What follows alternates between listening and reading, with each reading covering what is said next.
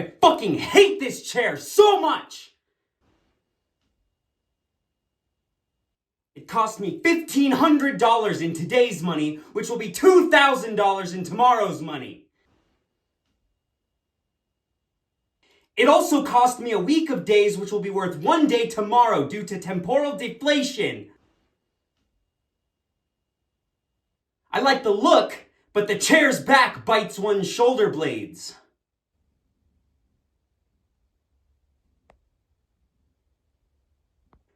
This chair was made in good faith by a chaser of creation, but it's riddled with mistakes, maims, and mutilations.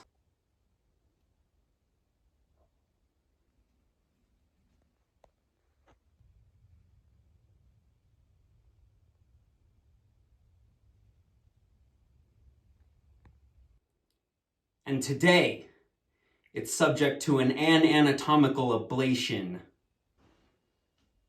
Destruction, deterritorialization, desolation, devastation, dissolution, disillusion, this solution.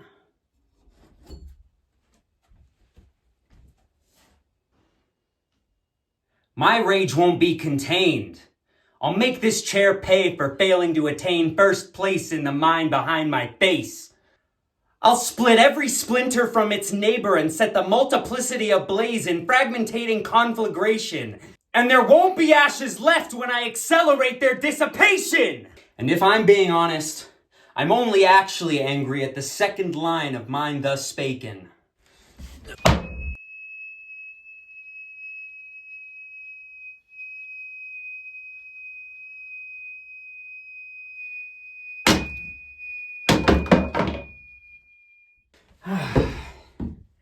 Deterritorialization is the inverse of territorialization. That may seem like a stupidly simple lesson on prefixes, but these words aren't light on meaning. Territorialization is a process that begins with an expression. Somebody takes 4 rocks and places them on the 4 corners of their land. That land is theirs now. No one is allowed to cross their boundaries.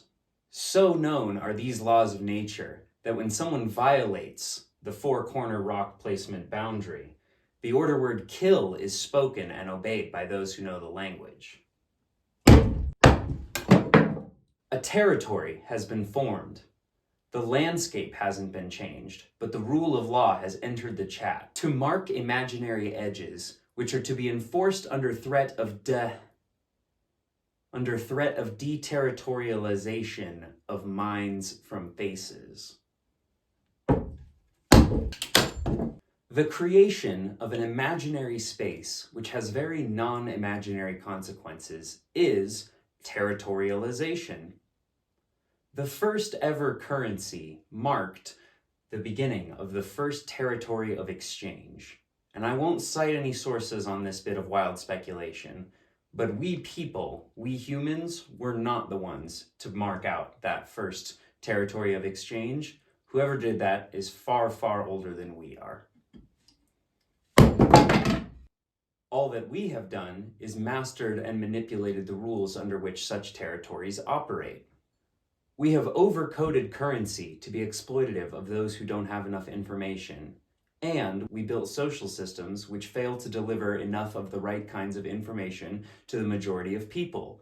After all, it would be bad if the majority of people started overreacting to things like medical bankruptcy, for example. If they knew that that was something that only happens in our nation, things might get bad. When we see that the end is nigh, will we fend off the debt collectors, or will we permit them to pose a threat to our very personhood?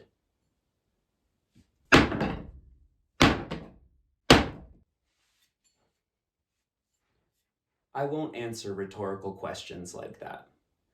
I'll just sit back and watch the wrath of the masses aggregate around those who abdicate themselves from community management. Well, that was a little bit dark. So, it's important to me that you know that I try very hard to destroy my own credibility. Nothing that I say can or should be taken seriously. After all, I'm just a mentally ill person who got really into a book by Deleuze and Guattari. I don't have original ideas, that's for sure. Mostly I just like reading philosophy books, and the problem with reading philosophy books is that you can't talk about them with normal people, and I mostly only have normal people in my life, so I need an outlet for the books that I'm reading. I don't know why it's important that I have that outlet, but it clearly is.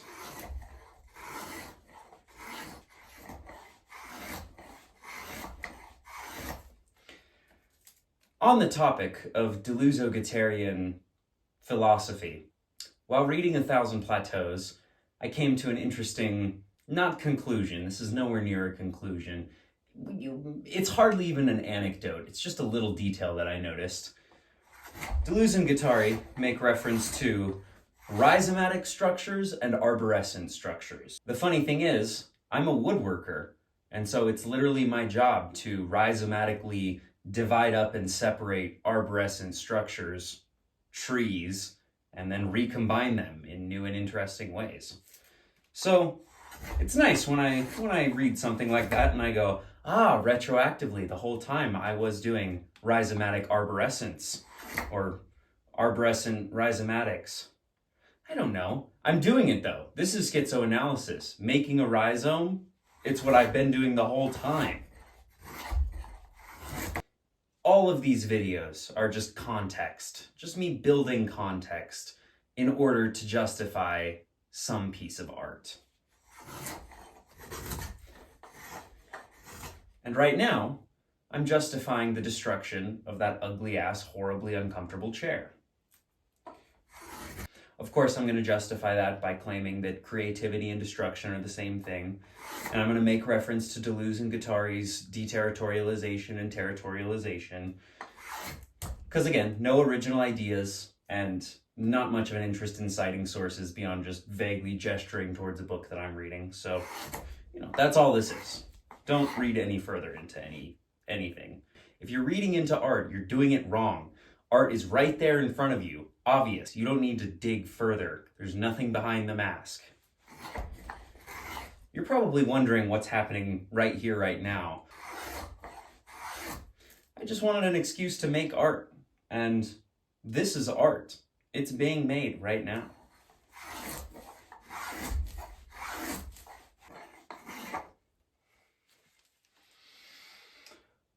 Well, I'm not doing anything with this piece. None of this has been for this. I've really been going for these. This is what I've been doing it all for.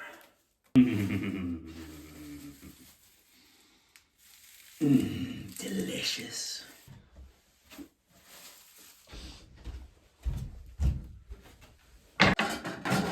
Maybe the point that I'm trying to make is something about how you can try as much as you want to destroy something, but it's really impossible.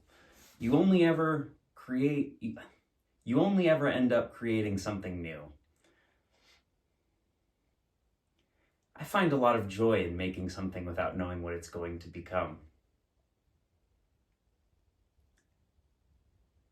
You really only need to have the willingness to make art, and then the inclination, and then the art kind of makes itself.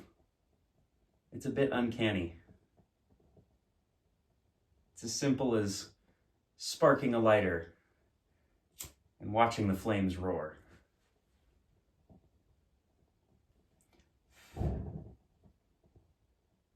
Right now I'm deterritorializing the molecular bonds of that walnut wood grain.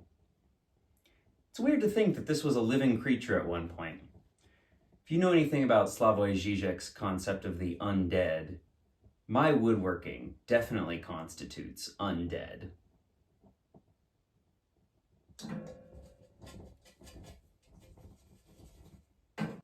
I would encourage you to create. I don't think I would encourage you to destroy. Destruction's easy.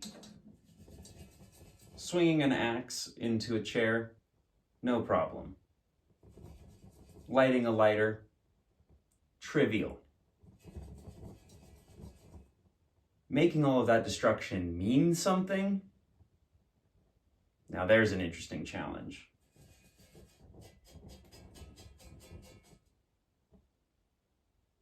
Try as much as you want. You'll never end up completely deterritorializing anything. You'll only ever open up the door for territorialization to occur. Right now I'm intrigued with this. I'm gonna make this into something. I'll get back to you when I figure out what. This is nothing. Maybe this whole time I was just trying to justify an excuse to make a guitar. Maybe I was designing a new druid laser gun for my D&D campaign. This feels like the logo of a shitty electric car company. Bad snack. I don't know what I'm making yet, but I made a bad snack.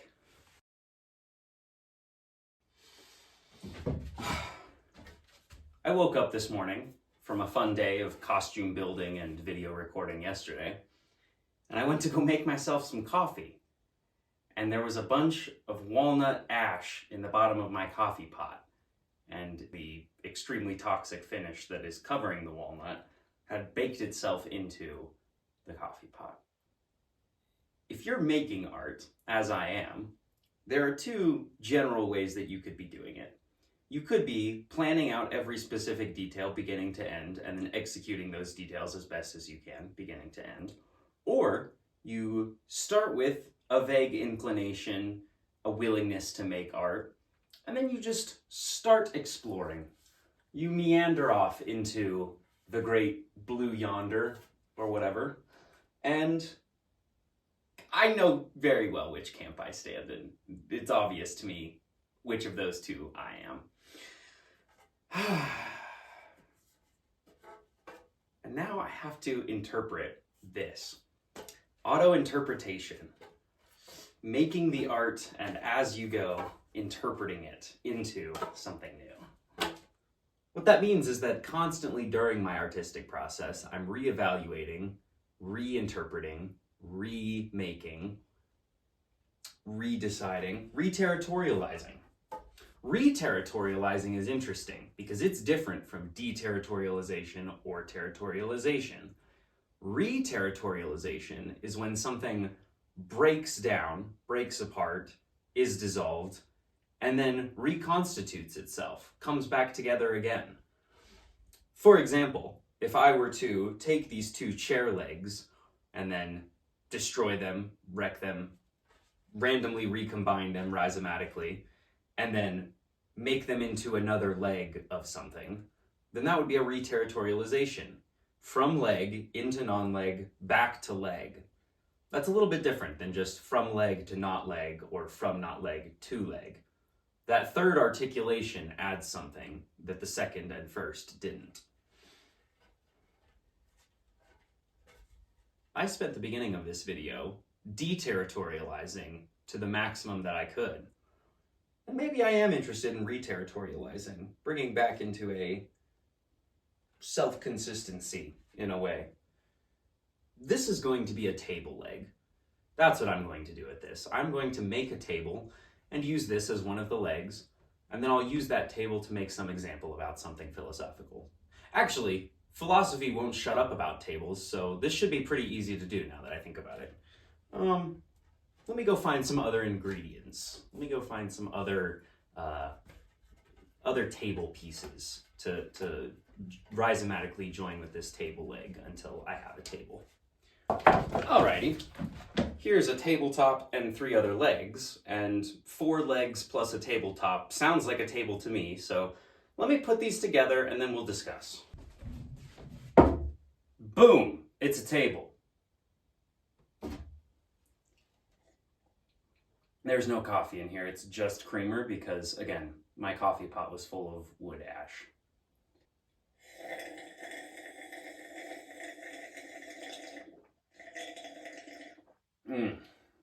Well, that reminds me of my first video. It's fucking hot in here. I need to lose some layers. For thousands of years, philosophy has been trying to answer the goddamn question, what is a table? Here's a table. This is what a table is. It's a surface that you use, and it holds your drinks, and I told you there was just coffee cream right here. It holds your drinks, and it catches the splashes when you spill your drink, and it's stable enough. A good table might be more stable, but I'm not here to build a good table. I'm here to answer the question, what is a table? This is a table. And I know you're wondering, but this table is so different from other tables. What about all the other tables? Are they also tables even though they're very different? Well, I would say becoming a table is something that happens to a lot of surfaces that get used to hold your drinks.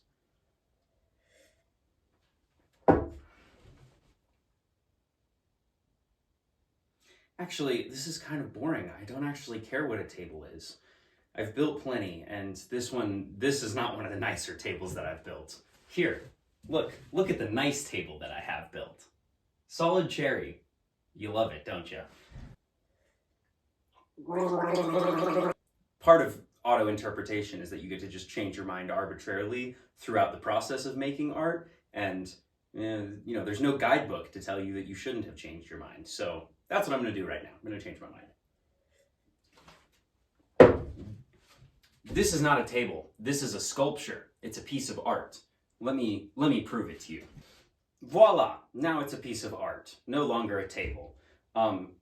Like all good pieces of art, it needs a title. So the title of this one is going to be Climbing the Corporate Staircase. It's a metaphor because the staircase is perfectly flat. There's actually no elevation gain to be found, and the whole system is way more precarious than you'd want it to be. I don't like this piece of art. I want it to be different. I'm going to change my mind once again. Okay, now it's a new piece of art. I call it the American Dream, aka I only have a mouth and I can only scream about the material conditions that I have no control over changing.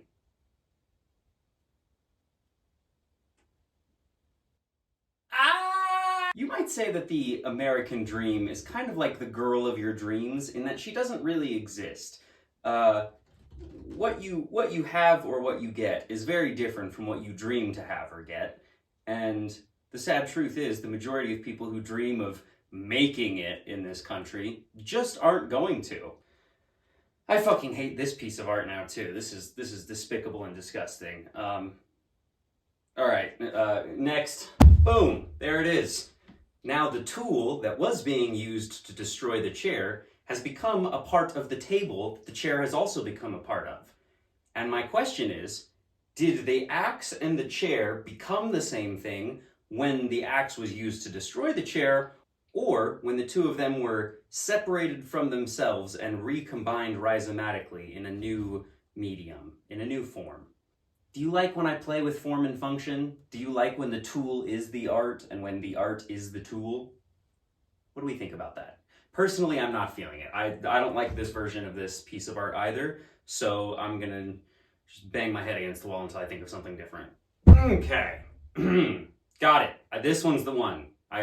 This is gonna be the piece of art with the last title, and it's gonna be the last one that I do, and the title is Semiotic Weight. The weight of meaning, how much something means. Look, I added big heavy things to the tabletop here. Is it semiotically heavy now? Have I attained weightiness in meaning?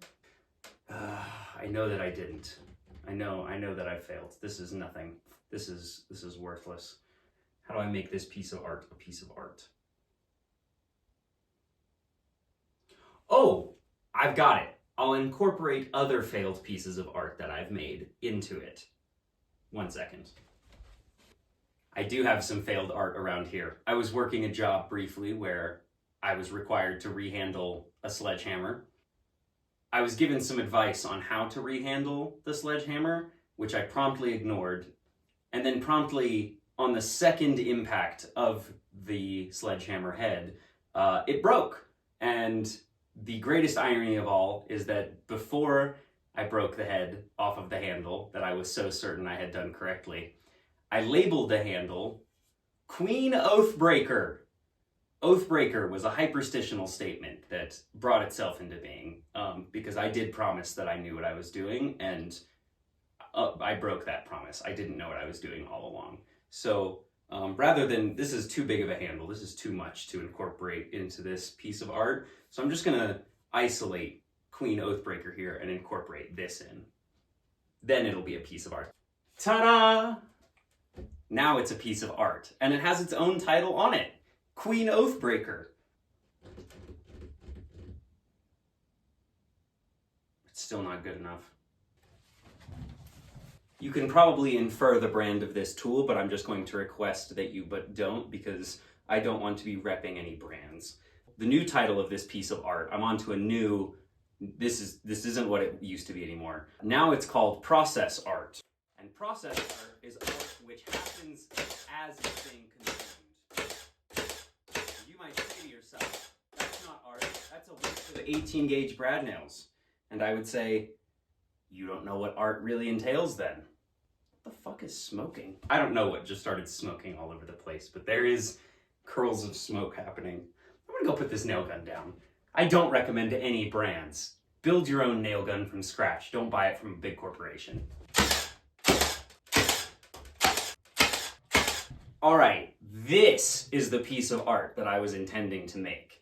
And the title of this piece of art is Intention? Question mark, question mark, question mark. I've had extremely unimportant arguments with other people online about how much intention has to do with art.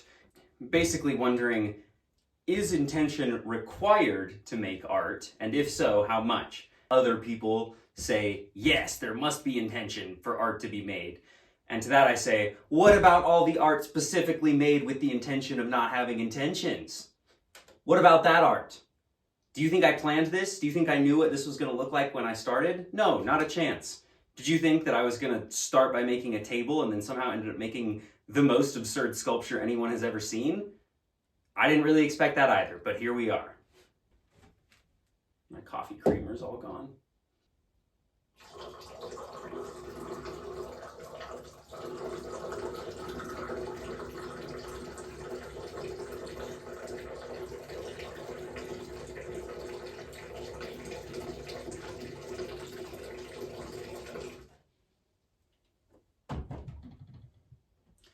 I cleaned up my coffee pot.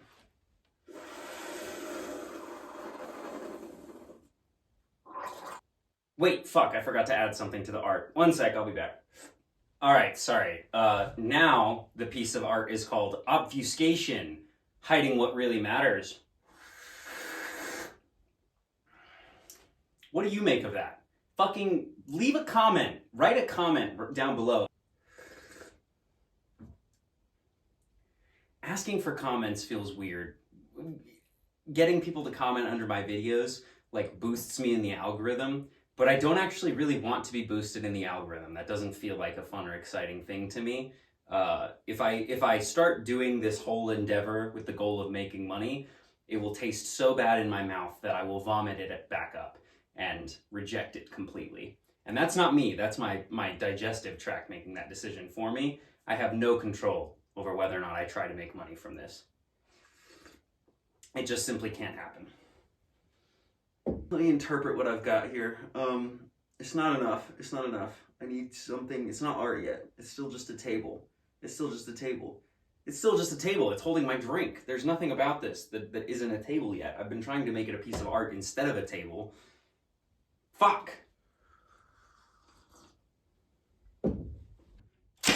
Now, the title of this piece of art is Winning the Corporate Game.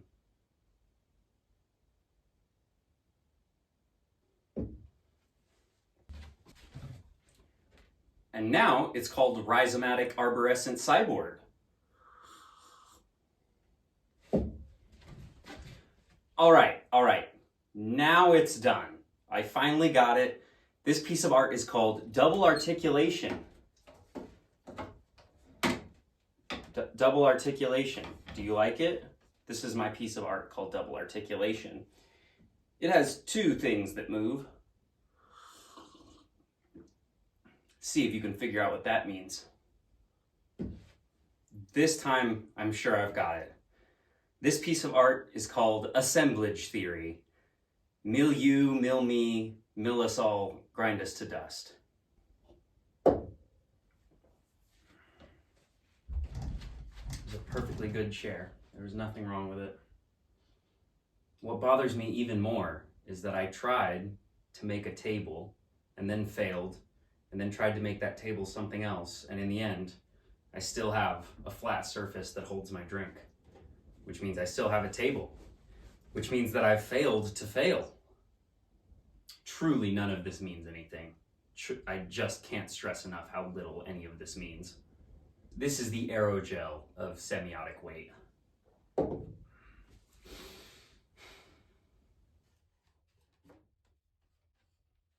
Henri Michaud describes a schizophrenic table in terms of a process of production which is that of desire. Once noticed, it continued to occupy one's mind. It even persisted, as it were, in going about its own business. The striking thing was that it was neither simple nor really complex, initially or intentionally complex, or constructed according to a complicated plan. Instead, it had been de-simplified in the course of its carpentering. As it stood, it was a table of additions, much like certain schizophrenics' drawings, described as overstuffed. And if finished, it was only insofar as there was no way of adding anything more to it, the table having become more and more an accumulation, less and less a table. It was not intended for any specific purpose, for anything one expects of a table. Heavy, cumbersome, it was virtually immovable. One didn't know how to handle it, mentally or physically. Its top surface, the useful part of the table, having been gradually reduced, was disappearing, with so little relation to the clumsy framework that the thing did not strike one as a table, but as some freak piece of furniture, an unfamiliar instrument for which there was no purpose. A dehumanized table. Nothing cozy about it, nothing middle class, nothing rustic, nothing countrified. Not a kitchen table or a work table. A table which lent itself to no function, self-protective, denying itself to service and communication alike. There was something stunned about it, something petrified. Perhaps it suggested a stalled engine.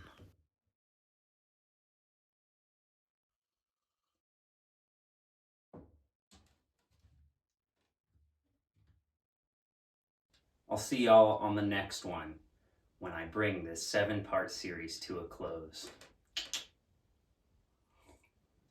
I feel like I just blinked with both eyes instead of winking, but we're not going to worry about that. Bloopers! Oh, this would be a stupid way to lose a toe. I almost just broke my laptop.